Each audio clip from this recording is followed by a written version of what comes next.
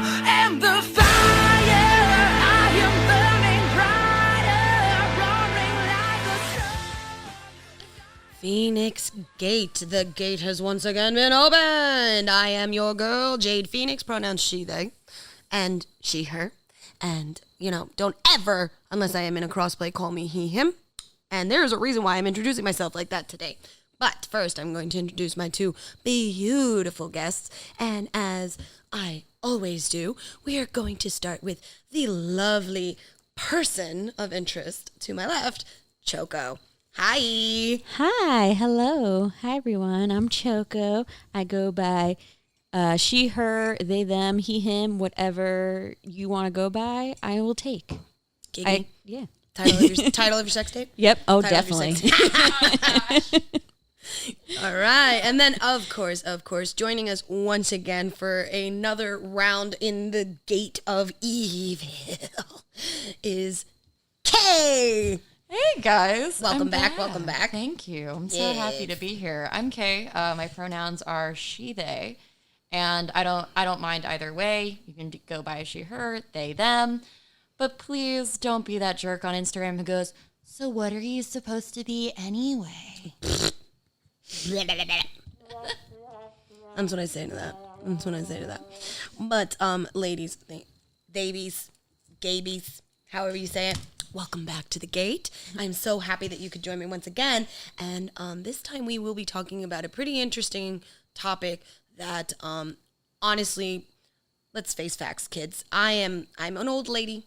A lot of these newfangled ideas, I was never exposed to heavily. I ran in different circles. We did different things. A lot of these concepts are brand new to me. And there's absolutely nothing wrong with that.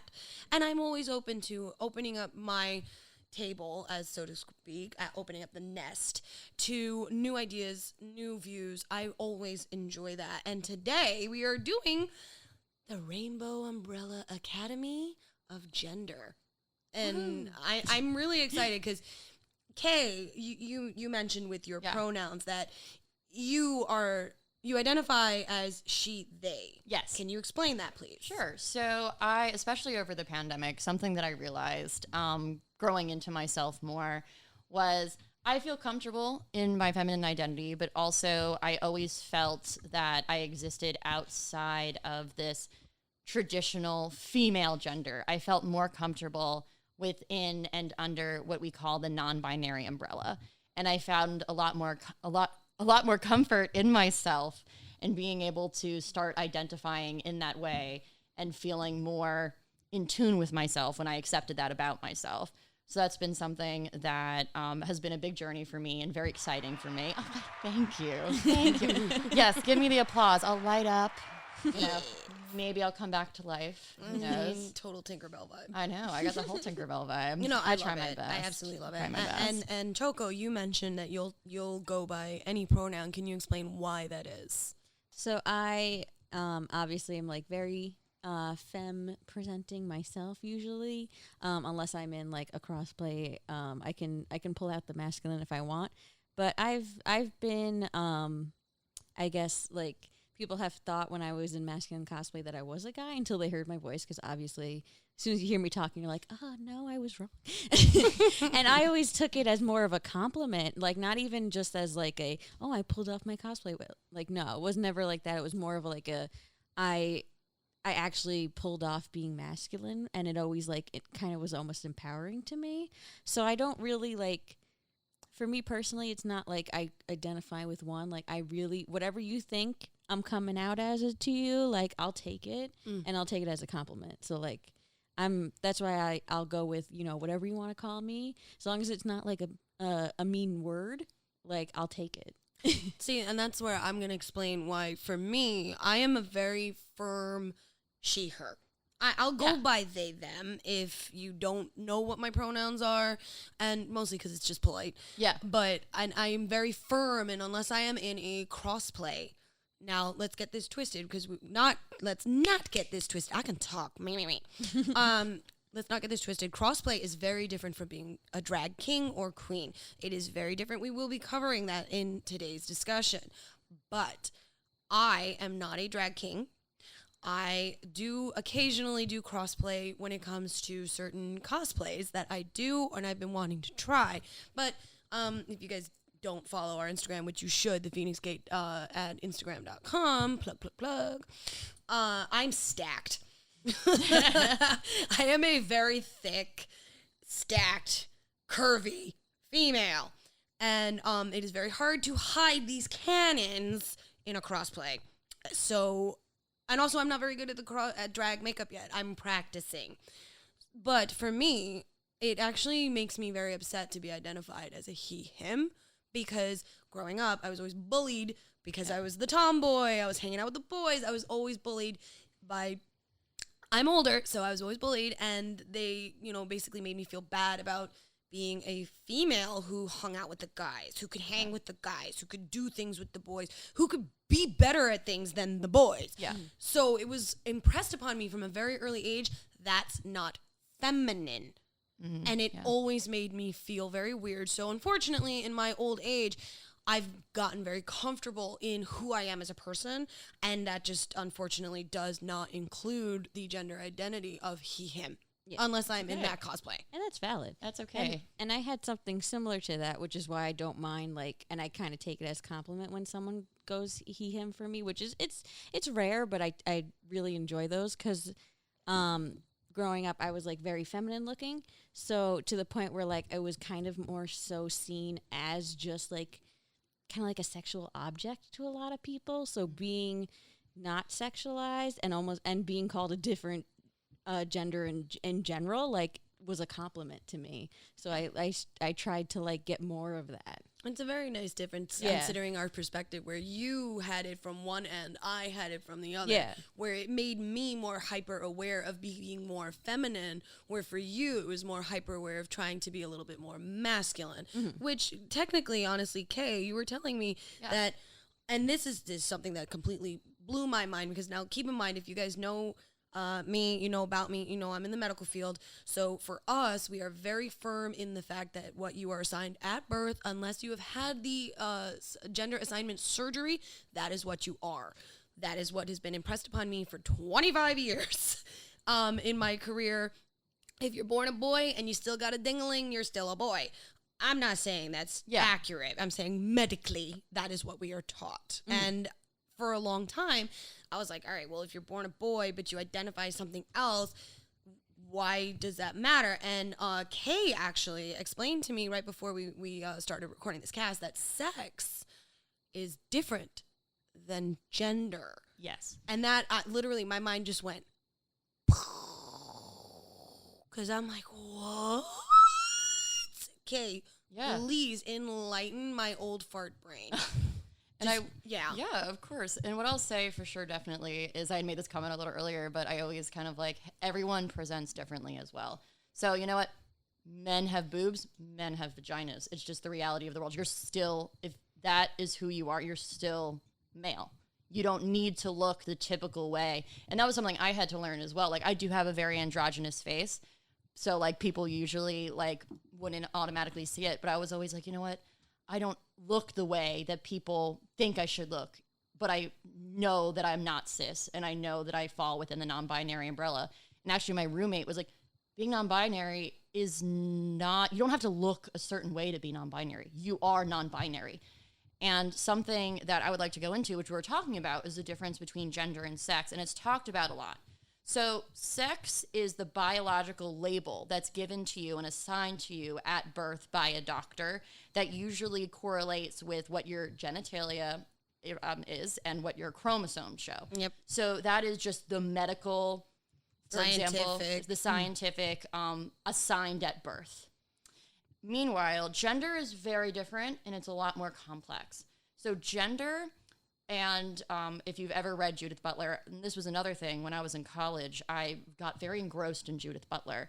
I even had a professor that went, I am not surprised that Judith Butler was the person you were drawn to in this theory class.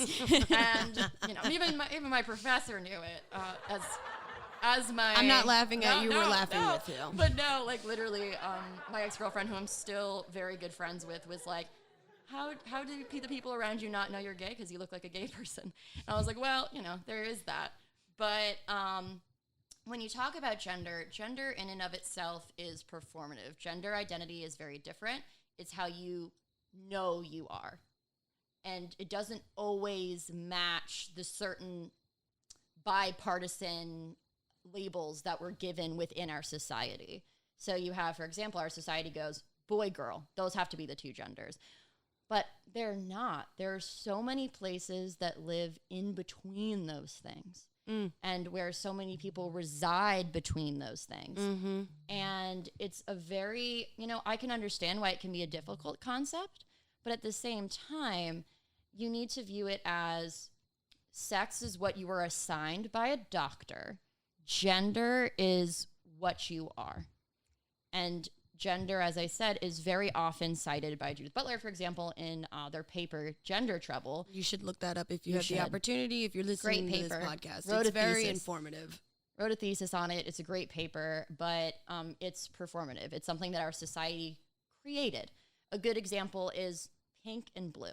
Initially, pink was a man's color. Like that was if you were assigned male at birth, everyone got you pink things. Really? Yes. Yep. And then what happened was they decided blue was the male color. That was the masculine color.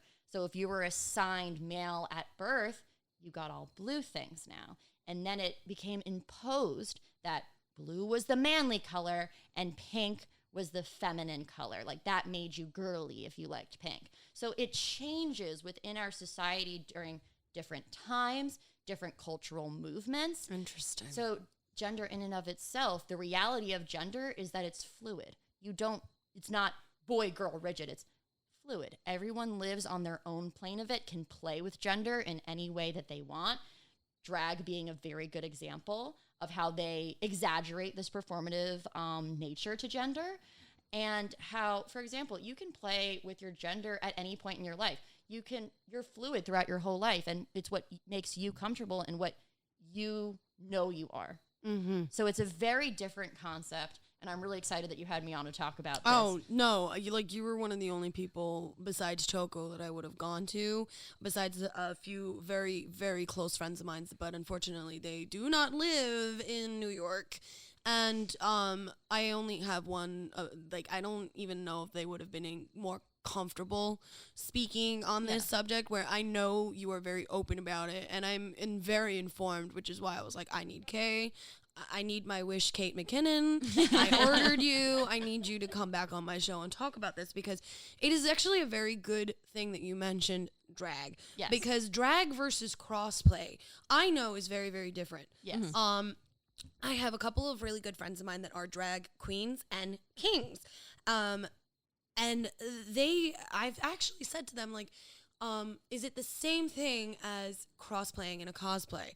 And they were like, no, it is very, very different, because your drag persona is literally an entire persona that you put on, put off, but you are still always that person. Where in a crossplay, it's say, I want to dress up as All Might from My Hero Academia, but I don't want to do the female version. I want to do the actual version of All Might.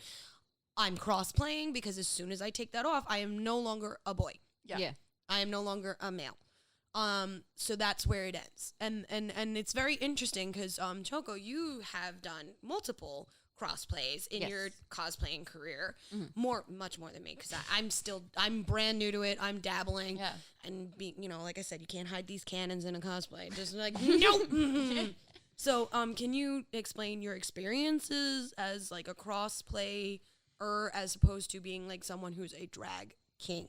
Since you are female identifying, you would be a drag king. Yeah. So with my crossplay, I kind of take it a little bit past crossplay personally, because I'll even it's gonna sound weird. I'll even stuff myself to kind of get more into the character itself. But that's because I eventually would like to go into drag, so I kind of pull that in. But with my crossplays, I go as full as I can, contour the hell out of my face.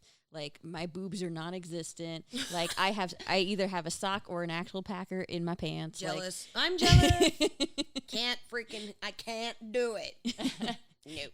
it gets a little uncomfortable sometimes. I've toyed myself with the idea of like, would I want to eventually get my like go for a surgery myself almost? And honestly, the thing stopping me was like, yeah, but then if I get the surgery and then I want to be girly sometimes, like I would want to be able to change back, and I'm not going to get surgeries like every other day.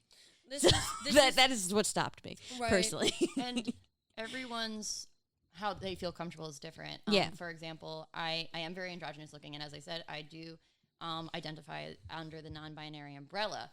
And for me, doing crossplay was a way for me to dabble with it, especially and dabble with my gender identity, especially as I went to Catholic school my entire life. I was picked on because, for example, when I used to play pretend, I wanted to be Peter Parker. I wanted to be, but then the next day I would want to be Hermione Granger from Harry Potter. So, but I was picked on relentlessly because I already didn't fit this mold of ultra femme or ultra masculine. I just lived somewhere in the middle, and crossplay, especially with my family, has gotten a little better, but they're still not exactly the most supportive when it comes to those places. So it gave me the opportunity to be like, oh, I really love this character who I identify with really deeply. When I cosplay, I need to identify with them on a very deep level for me to feel that comfortable. And I found a lot of comfort, and most people know, like, I cosplay Deku a lot. And I find the most comfort in Deku, and I feel this comfort in being able to play with my gender in a way that is creative and it's different, and I almost feel more like myself. Yeah, if that makes sense. It's similar too when I do it. Like one of my favorite go-tos to crossplay, is Noctis from Final Fantasy. It's when I put on the outfit, like it's just so empowering to me. Yes. Yeah. The prince. I love our prince. The dead prince. Everyone I love is dead. The collective corona.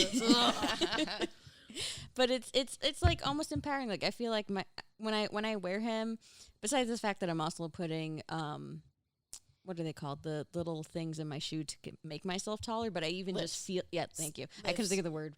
Lifts. I even without them, I just feel like I almost carry myself differently when I'm in him. Like I feel more empowered when I get to dress up as a male. Yeah, that's like me when I'm doing my cosplays and I get to dress up as a certain character. That say, when I'm in Midnight. Midnight is one of my favorite characters, as your Deku's is yours, Kay. Where Midnight is literally like her power is all about sex, sexual like interaction and in nature. And my whole thing is when I put on Midnight, I immediately get into this mindset where I'm powerful because I'm sexy. And it's the same kind of feeling I get when I put on Elvira. Yeah. Where it's like, I am literally this goddess. I am wearing this goddess. I'm going to embody this goddess. And I feel I carry myself differently. I walk differently. Like, because Elvira wears heels. Like, that cosplay has heels. I don't normally wear heels. I'm like a baby giraffe. Don't put me in heels. I'm going to break an ankle or I'm going to fall down. It's just don't do it. But when I'm in Elvira, I do wear a heel. I wear a kitten heel, but it's still a heel. And it makes me feel very different being just in a pair of heels where you're just immediately like the same concept with your lifts. It just makes you carry yourself a little different, not just because of the physiology of the body and what we're wearing, but literally because it gives you that feeling of like, yes. Yeah, like sometimes I won't even put the lifts in because I just know like when I'm dressed as Noctis, I'm going to carry myself taller. Not even because of like the character being a prince. Like it has nothing to do with it. It's just because I'm going to feel comfortable being this male. Yeah. Right. My friend described it as what they said it's a gender euphoria. Yes, that is 100% the term, and it's exactly what it feels like. Because like one of my good friends, they go by Edel Blue on TikTok. If you want to go check them out, their comfort character is a character from the LARP that I helped create with another friend of mine called Witchmarked, and their comfort character is a disaster himbo named Liam. Now, Blue is a non-binary creature of the dark. I love them to death. And they are literally just nothing but they're shorter than you, Choco, and they are literally they are the living embodiment of angst and chaos. So they're a ferret. Oh my God, I have to tell them that. Like literally if my you're brain just listening. went, yeah.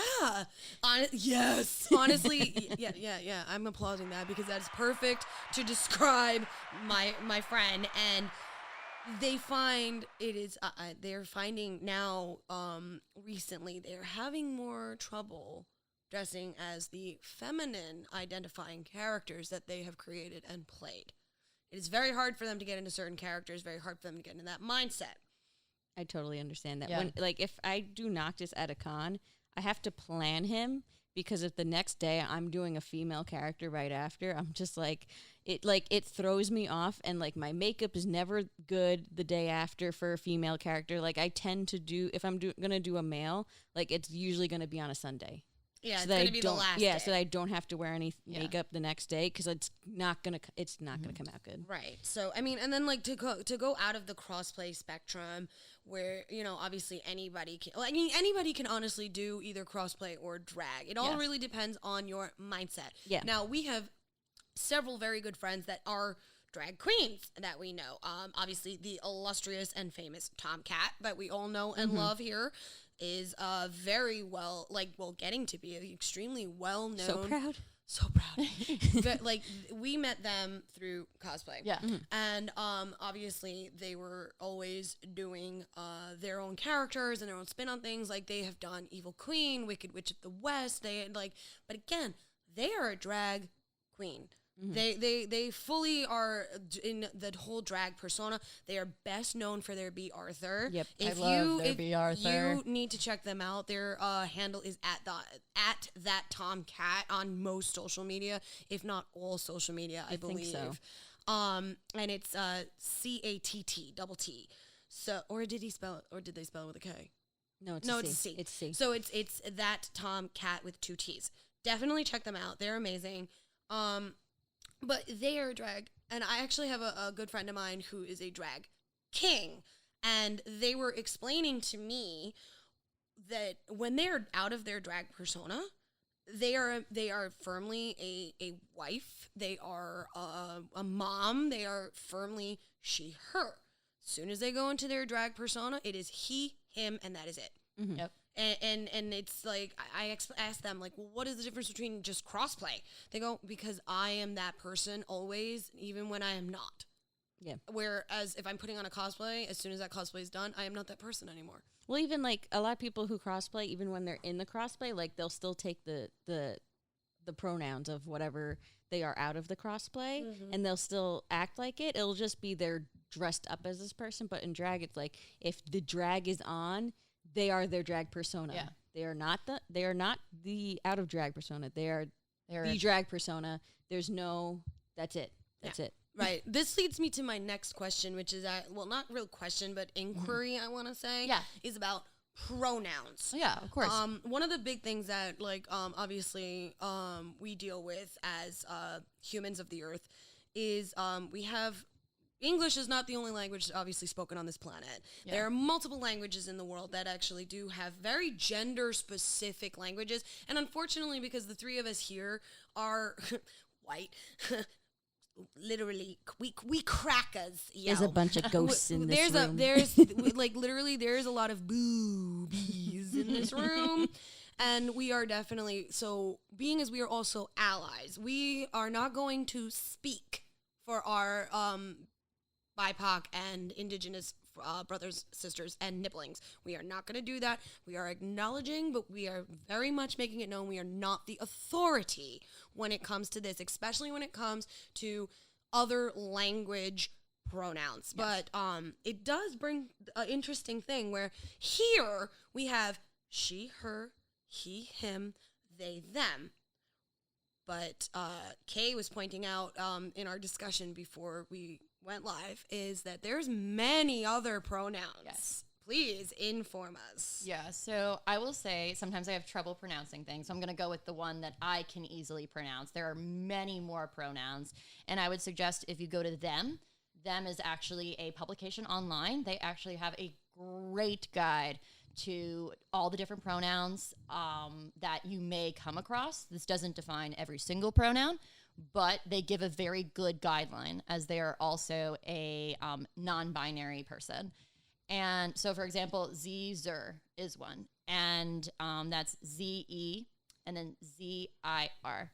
And this derives not only from very gendered languages, but this also derives from the fact that sometimes you have somebody who is non-binary that does not feel fully comfortable within the he, him, she, her, they, them space. They want to live in a space that is more comforting to them and they feel like more accurately defines their identity.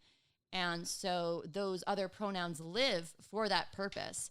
And they were created by the people that have these experiences and live with this experience of being a non-binary person. Which is amazing considering, like, honestly, when Kaye was discussing it with us, because, like, you know, we were having our pre-recording meeting because, you know, we're professionals. Try my best, you know. I'm sorry, see, That's I okay. almost did That's it. Okay, I'm fine with both. This it's all is right. true, but like this is also a new thing that I am learning. Where if I have severe ADHD, humans, I literally cannot remember what I had for breakfast. So if you tell me your pronouns 99% of the time, you're gonna have to tell me several times. Eventually, it's gonna click, but it's not literally. I'm not doing it to be insulting. It's because I'm an idiot. Oh, and if it helps with your lead-in, Jade, something about that I would like to point out is, especially if you're not sure of someone's pronouns, I always suggest asking someone if you feel comfortable, because some people do not want to share, and that's okay. This is fair. And there's also at least for me, I always refer to everyone in the they, them before and usually they will tell me what they feel comfortable with. But one of the big things is, especially sometimes when you misread someone's pronouns, if you say the wrong pronouns, usually what will happen is there usually is a suggestion that you don't go, oh, sorry, just because then it puts the non-binary person or a person under the trans umbrella in a situation where they feel like guilty. Mm-hmm. So a really good segue would be you just go, let's say if I'm talking to someone and their pronouns are just solely they, them, and I say, oh, she, oh, they. So that's usually the suggested way to handle it, especially if you do know their pronouns, just because unfortunately not everyone is in a safe enough space that they can correct someone's mistake with their pronoun. I was going to say mispronunciation. I'm like, that's not the right word. It's fine. I should know. I was an English major. I should know language. I wrote a thesis on Ulysses, for God's sake. It's absolutely fine. But so usually what happens is it's actually easier on them, and it doesn't put the burden on them to have to correct someone in a public space. Yeah, because I have had some unpleasant interactions with people where I, honest to God, did not know their pronouns to begin with. And I'm also, because it's getting there, but it's not ingrained in my habits yet to automatically come up, introduce myself, and say, hey, what's your name and your pronouns? Yeah. If you're comfortable telling me. Like, that's not something I'm going to walk up to somebody new and say. I'm most of the time just going to ask you what your name is. And if you hand me a name that is female presenting, I'm going to, unfortunately, and this is a very bad habit that I am in the process of breaking, I'm going to assume you're a boy or a girl by what's the name that you give me. Unless you correct me on your pronouns, I'm going to naturally refer to you as such. Most of the time, it's not a problem. Most of them will very gently either tell me, or if they're comfortable enough, I'll know not to do that. Most of the time, I'm going to call you they anyway, because it's just easier for me, because if not, I'm calling you human. That's a good alternative. You know? I'm actually an alien, so... It's okay. I identify as 3 raccoons in a trench coat. Awesome. Yeah. I'm a chocobo. You are a chocobo.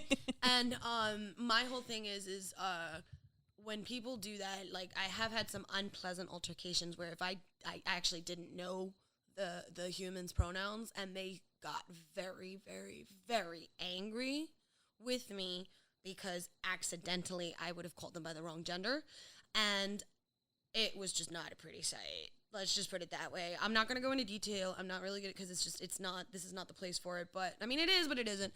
But it actually made me feel some type of way. because I'm very actively trying to fix this long-standing habit that has been ingrained in me since I was a little kid. Yeah. That, you know, dinglings are boys, inner dinglings are girls, you know? Like, that's it. Period. There's nothing else. But meanwhile, I was also raised in a very progressive household where we accepted everybody. And that kind of brings us to the next topic of discussion here, where I want to address the bisexual umbrella, pansexuality, and demisexuality, because that is one of those topics right now that is getting very confused with a lot of people, especially with the whole non-binary thing being included underneath the trans umbrella, which is fine. There are so many umbrellas, which is why we have the Rainbow Umbrella Academy tonight, and we are discussing what everything is. But now, here's the thing. I am a very firm bisexual woman, very proud. I have been out for many years. I've had girlfriends. I've had boyfriends. I am engaged to, a human. And for me, when I heard the new terms demi and pan, I had no idea what they were. I really didn't. Yeah. And it confused me because everybody was like, oh, so you're this because you're bisexual. I'm like, no, I'm not. I'm bisexual because I'm bisexual. They're like, oh, so what does that mean? I go, it means I like guys and it means I like girls. Oh, but what about transgenders? What about them? Like, they're like, oh, so does that include it in your bisexuality? I go, yeah. I mean, yeah, but apparently there's nuances. Is that the right word? So what I would say is the best way to start this is, unfortunately, there is gatekeeping in any type of community. And especially, unfortunately, with the rise of the internet, some gatekeeping tendencies within the LGBTQ community, of course, exist. We are all human beings. So you're going to have good human beings and you're going to have bad human beings. I already told you I am 3 raccoons in a trench coat. And so that's a chocobo right over there. So I would say, how dare you misspecies me? I'm sorry. I'm kidding. I am kidding. I'm kidding. But honestly, I would say that if I was a different species. How dare you assume my species? Who do you think you are? Oh my God. But if it makes you, so the one thing I always tell everyone is bisexuality is the umbrella. Bisexuality, this is actually something that my roommate told me about very early on, because my roommate had come out before me. And they told me bisexuality is not inherently binary by any stretch of the imagination. Thank the gods. In no way. Other terms were created not to take the agency from bisexuality, but due to just being humans and feeling comfortable with labeling ourselves in different ways. You don't even need to label yourself. For example, I feel I am a pansexual person. I feel very comfortable saying that, but I'm also like, yeah, I'm under the bisexual umbrella. So if you call me bi, that's okay. Like, that is what I am. Mm-hmm. It's just pansexual was the term that I first found when I was kind of trying to figure out what I was going through. So my question to you is, I'm sitting here saying I'm very firmly a bisexual. Yeah. You're sitting there telling us that you are very firmly a pansexual. Yes. Explain what a pansexual is as opposed to what a bisexual is. Because honestly, I have a feeling a lot of our listeners really don't understand the difference. Yeah. And then when we get over, like, when Choco is allowed, I know that you identify as a demisexual, correct?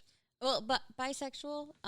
When we get into demi, I'll chime in on that as well. Okay, yeah, because it's kind of we're coming from all 3 sides of the spectrum that we're speaking about, and that's why I want to acknowledge what the actual technical definition is of each. So, as a pansexual, one of the big things for me, I am not in love with kitchen utensils. Mm-hmm. I've gotten that so many times. The joke has become unfunny, people. It's even on Amazon. I hate it. Please stop. Because, it's okay if I joke about it, but please, can we not? But really, for being a pansexual person, my big thing is gender in no way affects how I feel about anybody. I don't have any different feelings as in terms of sexual attraction when it comes to if I'm with a boyfriend or I'm with a girlfriend. So for me, or a they friend. And a partner altogether. It's not something that occurs to me. I just really fall in love with a person. And here's where I think people misread a lot. People then believe that that means that people who are bisexual don't have that same ability. We do. That is exactly, you do. Pansexual is just another term that was created to kind of explain it, but it doesn't mean that we're not under the bisexual umbrella and that we're not allies within that bisexual umbrella. Yeah, I don't like the fact that we did mention that, like, you people for some reason, especially, I don't know why they do this, even in our own community, when we're discriminated against anyway by the cis hats anyway, why they would pit us against each other. Where it's ridiculous. like, it's like, so many people try to sit there and invalidate my bisexuality because I am, I'm usually with men. See, here's the thing with my bisexuality is I'm picky as fuck. Same. Okay, That's okay. I am picky as fuck, and the girlfriends that I have had, we have to click on multiple levels. And I'm sorry, I'm the top. I don't care. I wear the dick. That is me. I am me. I'm the boy in the relationship, but I am very femme presenting. So it's confusing, and unfortunately, I only really attract the people that are not feminine because I like a femme. I like femme. Yeah, I like femmes. Sorry.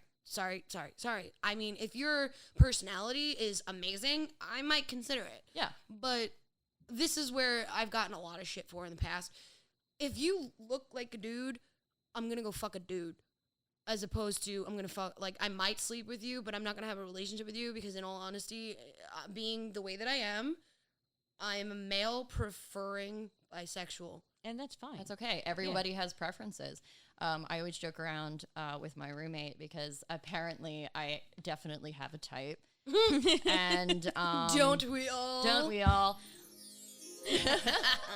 And it's like, as I said, gender does not go into it for me. But it's very funny because then my roommate would be like, all the people, like, they're like, when you date a guy, they all look the same. And then when you date a male presenting person, they all look the same. Then when you date people that are non-binary, female presenting within the spectrum, they're just hot. What's with the guys that they got to have big noses and big ears? I'm like, I don't know. I can't say one way or the other. But everybody's got a preference. Like, it's inhuman to say that you don't. And some people genuinely don't have a preference, and that's also okay. Your preference could be that you don't have a preference. This is true. So I mean, that's where I kind of want to segue in here with Choco saying that they would prefer talking a little bit more about the demi. Because you also are bisexual. You said it yourself. But you seem to be a little bit more versed on demi as opposed to me because I'm stupid. So demi is like, you can be, it's like an extra explanation on top of what you have. So like you could be demi straight, demi bisexual, demi pan.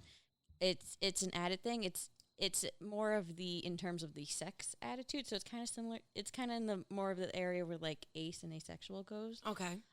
In terms of that, it means that you really only get sexually attracted to someone after you have an emotional connection with them. So like if you like, you wouldn't use it if you see someone, you're like, that person's hot, like I'd sleep with them.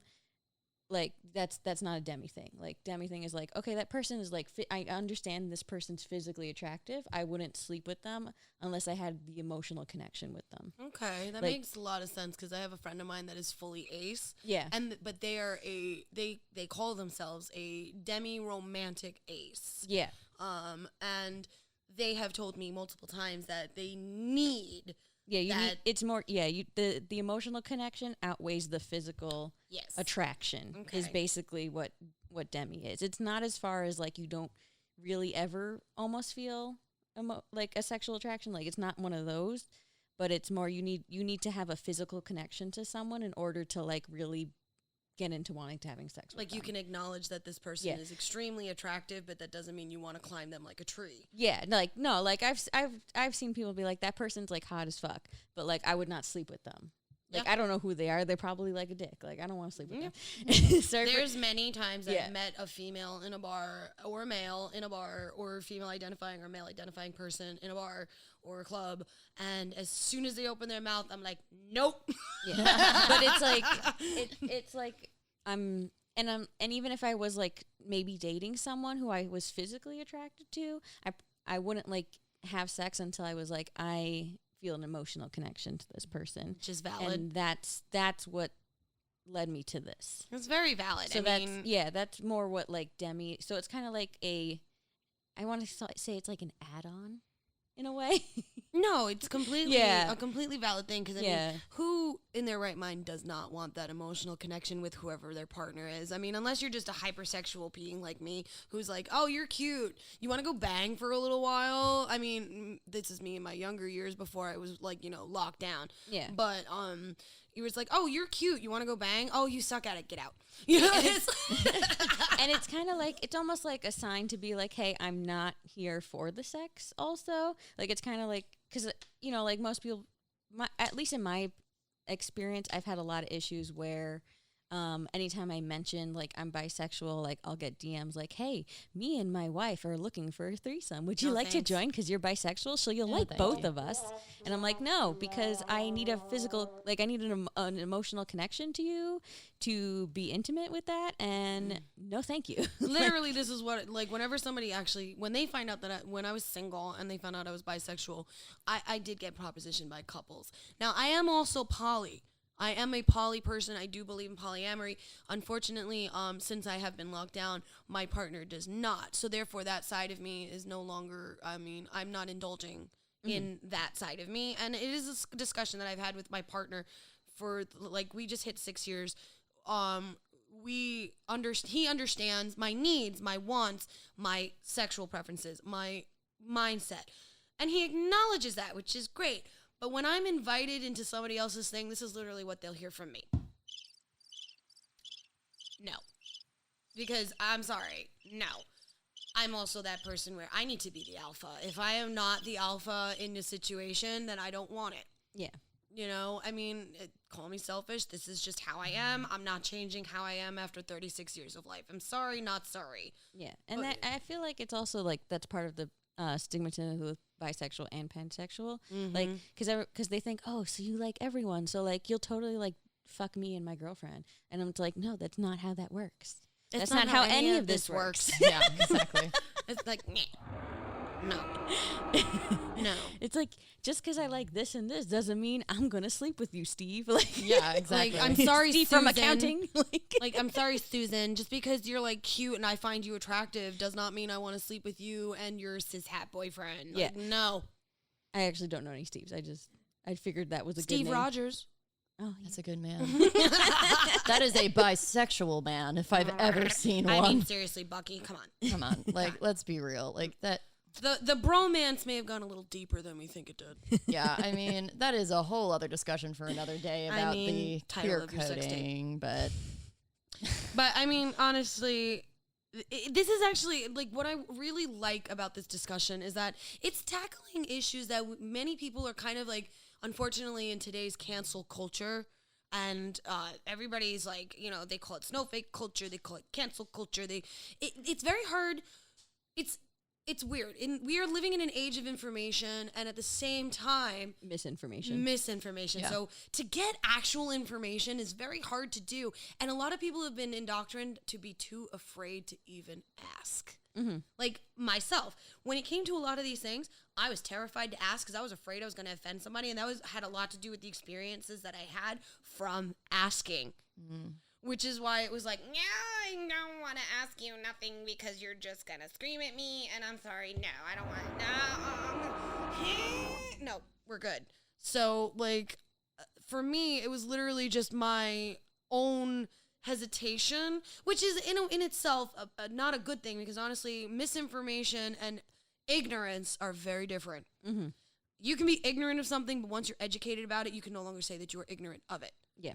This is what this discussion is about. If you are listening to this episode and you are ignorant on any of these subjects or were too afraid to ask, please feel free to reach out to any of us here on the show, the Feinics Gate itself. We are open for discussion and questions. We love education, and hell, maybe there's something you could tell us that maybe we got wrong or you don't agree with. And the terms, the way we're describing the terms, are the terms of how we know them and how they kind of go with us too. So like if your version of like something we said is slightly different, that's totally okay. That's totally so valid. Yeah.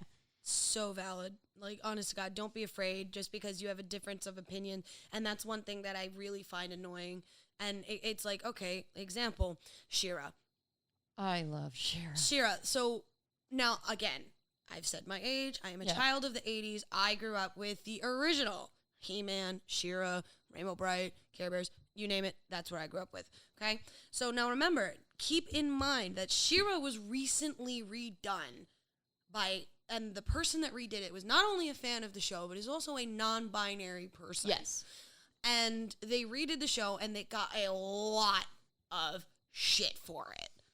Which, I'm sorry, if you haven't taken the time to sit down and actually watch the show, you're missing out. It was very entertaining. It's fantastic. I mean, I'm working on a Catra cosplay as we speak. So And I'm working on a She-Ra cosplay as we speak. So it's like, but a lot of people gave everybody who liked the show shit because they're just like, it's pandering to the gay agenda.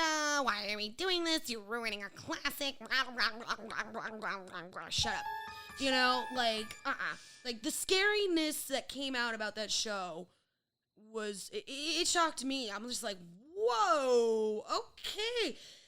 But I myself was also even a little biased about it, I'm not going to lie, and that was only because I love the original. No, yeah, and that's fair. That was literally the reason I was like, it took me so long to watch it because I was like, I like the original. I mean, I knew it was for literally designed because action figures was the purpose of the show. So Mattel. yeah, but I used to watch the original He-Man and all that stuff too. So I was like, it's not the best, but I was like, I like the original. Right, so. It gives you that nice feeling of nostalgia. Yes. Because it reminds you of better times. But like at the same time also then when you're watching the new one, you're biased a little bit. Yeah. Because you want to see what you saw growing up. And then when it isn't, it jarred that memory where you're like, wait.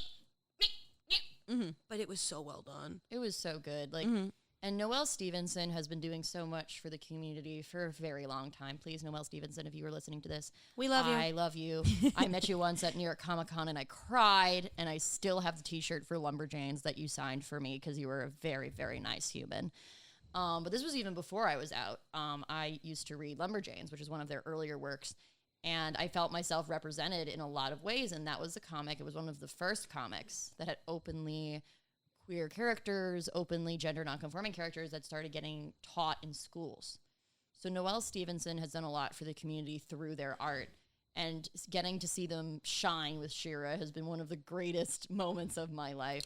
Totally. And getting to see She-Ra, because especially when you're talking about LGBT, it gets really upsetting when you have a straight white guy writing it because they don't understand it. And more times than not, they're not doing the research. But you have Noelle Stevenson, who knows the experience, has lived the experience, not the same experience as every LGBT person, by the way. I want to translate that wholeheartedly. Everyone's experience is different. But they took that experience and created a very colorful, wonderful show that involved every type of being. Every And type. It was incredible. And especially, for example, Double Trouble is a non-binary character and was actually voiced by a non-binary performer, which was so nice to see. The representation in that show is like staggering. Yeah. It is staggering because, you know, it's unfortunately, we have covered this in previous episodes of The Gate, and I highly suggest you go back and take a listen to it if you so choose to do. But we have covered the gender biases of TV, media, video games, etc. We have talked about this, and to have a show like this and another show that represents it, I think that was extremely well done, was Steven Universe. Oh, yes, 100%. Okay, I mean, and that addressed so many things that you wouldn't think would be addressed by a cartoon. Yep. But it was. And the best part is that even adults identified with that cartoon and with She-Ra. And Kaye, you had mentioned to me a show that I've really been wanting to watch. It's on Disney Plus, I believe. Yes, it's on Disney Plus, and well, they're airing in tandem. So it's on Disney Plus and it's on Disney XD, which is like the sister channel to Disney Channel. And basically, it airs more of their cartoons, Right. versus the Disney Channel, which is kind of like their live action teeny bopper stuff. Miley Cyrus? Yes. Okay. So you have like Miley Cyrus versus Mickey Mouse. Yeah, basically. Okay. And it's this great show called The Owl House, and they actually just recently, not only do they have a Latinx lead who is, in my opinion, very much gender nonconforming, or at least does not conform to gender in the way that is expected of someone who many would assume is a female presenting character. And they have a girlfriend in the show. They actually just released Disney's first, by official standards, non-binary character called Rain. And it was, as we were talking about gender euphoria, it was euphoric to see and this isn't knocking She-Ra, but the thing is, especially as a non-binary person, you tend to see non-binary talked about in this alien is non-binary.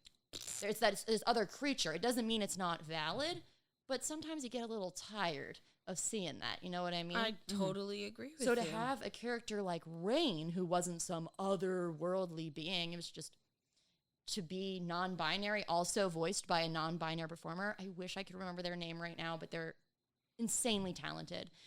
Please watch The Owl House. But to have them voice that character, but also to have a non-binary character who didn't need to be some mystical alien being, was so nice. I mean, and it's really nice to see because, like, again, we're not knocking She-Ra. We've expressed that we love this show extremely. It was well done. It was well animated. It was well plotted out.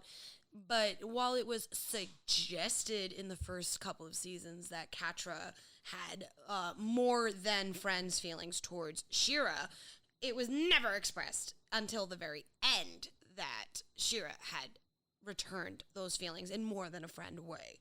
And, and it's expressed in different ways. I mean, example, one of the characters has two dads.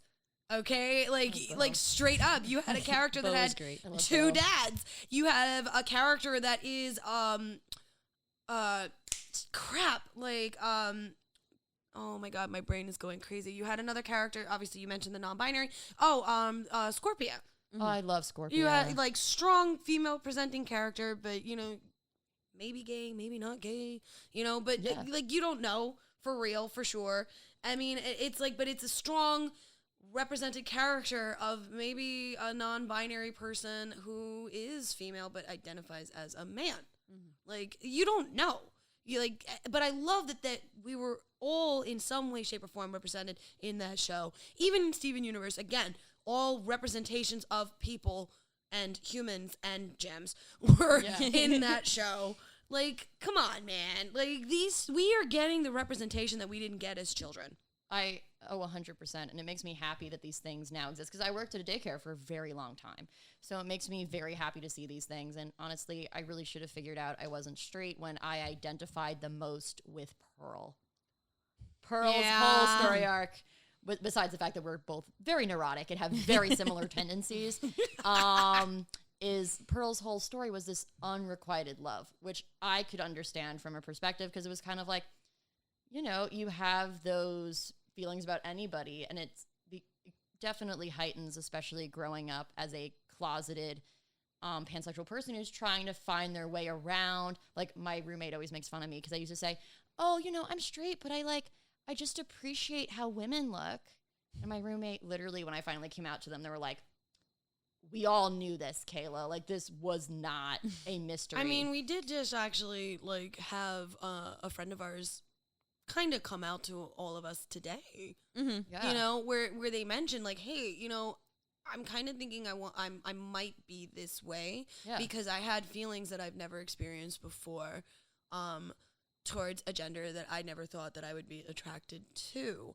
And we were very open, very frank, and they, like, you could tell that they were very nervous about telling us about it and very nervous about even saying anything about it, because again, it's those damn biases that have been ingrained in us from when we were little kids because of the older generation that just did not want to acknowledge that there was more out there than what there actually is in their eyes. And it's liberating, and the euphoria is real, kids. It's real. And we, again, This is a discussion. These are our experiences personally. We are not speaking for everyone's experiences. We are definitely not speaking for our BIPOC members of society, our indigenous members of LGBTQ. We are not talking for gay men. We are not talking for lesbian women. We are not talking for the transgenders. We are talking for ourselves. And we want to make that very, very clear. These are our opinions. We have offered some facts, and we have offered the places of where you can find these facts. Obviously, we are going to reference Judith Butler and their papers. Again, highly recommend.